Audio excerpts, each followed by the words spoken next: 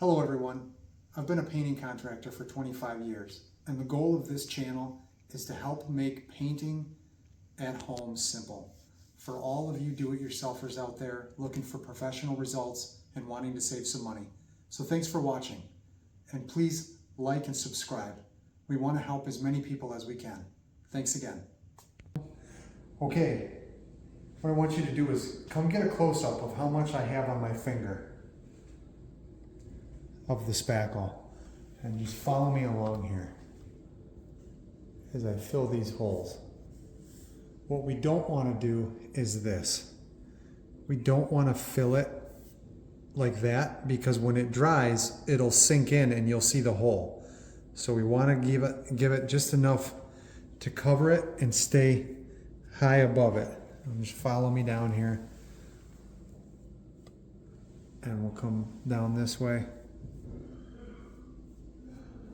Down here,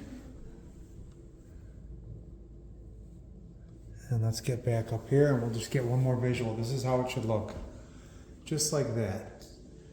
All right,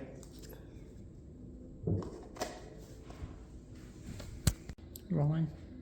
Okay, so we've filled our holes, we know how they should look, and if you come in close, this is what we did before, and it's all dry.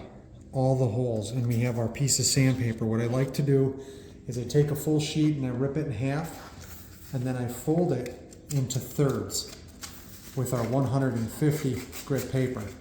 So when one side gets worn, we can use another side and another side. So here we go, and this is what we want it to look at when we're done sanding. Let's get close up on this and make sure when we're done sanding that there's no more spackle. We want all the spackle to be gone and we want it to be smooth. All right, let's go ahead down up close to these holes right here. And the spackle's nice and dry, and we want to just sand it, not too hard, but we want to make sure there's nothing left and that we've sanded all the holes. Nice and smooth.